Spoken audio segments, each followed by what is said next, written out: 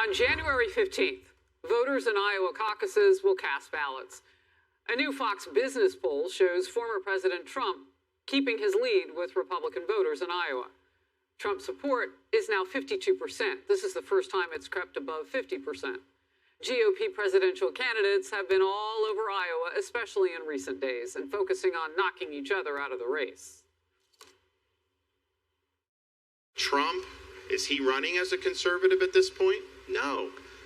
Haley, no one would even try to say she's a conservative. We know she's not. And they said Haley is surging because she went from 9 to 11. I went up 7 points. She went up 2 points. And Nikki Haley's foreign policy is closer to Joe Biden's than it is to mine. When all your opponents start attacking you, doesn't that mean we're doing something right? A new national poll shows Donald Trump is in a similar position overall as he is in Iowa, far ahead of the pack. Former UN Ambassador Nikki Haley has moved into second place nationally, tied with Ron DeSantis. But in Iowa, it is Ron DeSantis right after Donald Trump. Florida Governor Ron DeSantis, Republican presidential candidate, in focus now. Good to see you.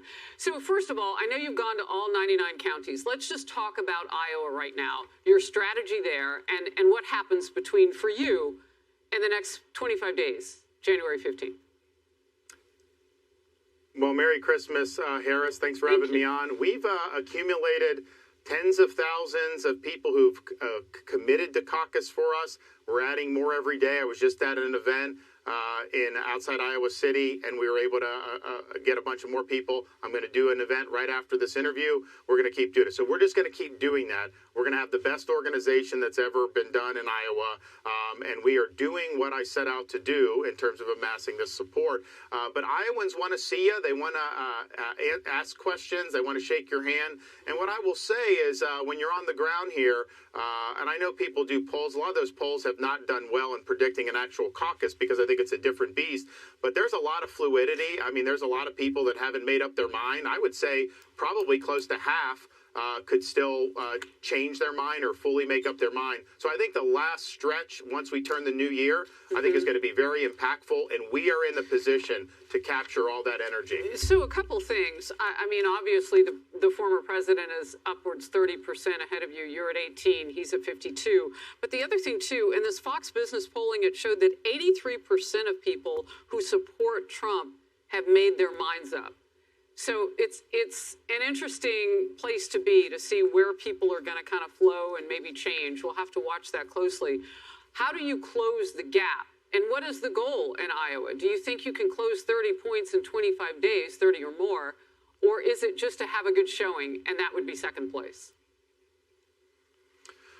Well, again, I don't think that, the 30 points, I mean, the polls have not done a good job of assessing the caucus results. I think it's just difficult to poll. And so I think we are going to get the plurality of the vote. We're working hard to do that. We're going to be going every single day between now and caucus night, continuing to add voters. And that's really what it's all about. Okay. And there's a lot of people that are up for grabs. There's no question about that. Real quickly, some criticism lately about your campaign. What's that? I haven't heard it. We've been doing really well. I think they're talking about PACs. Well, yeah, but those are PACs that I don't control or have any involvement in terms of any of the decisions that are being made, and that's just the way it's set up. So I don't know what happened and all that. I know the media likes that. I can tell you there's not been a single Iowan that's asked me about any super PACs. What the Iowans are talking about is, can we finally get the border secured? Can we finally get Bidenomics reversed? Can we finally bring this administrative state and this bureaucracy to heel? I'm the guy that has a proven record of winning and delivering results, and that's what I'll do as president. That's what they want to see. So no concerns? Well, I focus on what I can control. And what I can control, we're getting the job done, we're doing well, and we're going to continue to do well. The decision by 4 Colorado judges to bar former President Trump from the state presidential ballot is sparking a lot of backlash. And I've even heard you talk about it and other GOP candidates. Let's take just a moment to watch.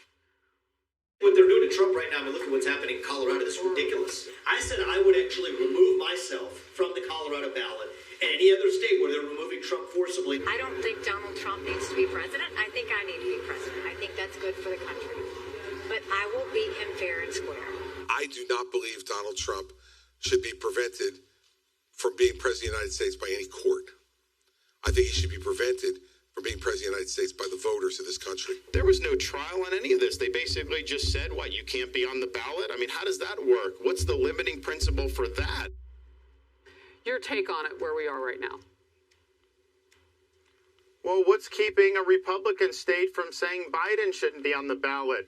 He let 8 million illegal aliens into this country. Maybe we can say that is an insurrection or a rebellion. So what the Colorado court did had no precedent in American history, and it's not something that's going to be upheld by the Supreme Court. But ultimately, what we want this election to be about is not about the January 6th or all the legal issues and all the controversy that's swirling around the former president. What we want the election to be about is the failures of Joe Biden, what we're going to do to turn the country around. That's how we frame the election to win. I think the Democrats would like nothing more than to keep doing all this legal stuff and make 2024 just a referendum on all the trials and everything else that's out there. It's not fair. It's politically motivated.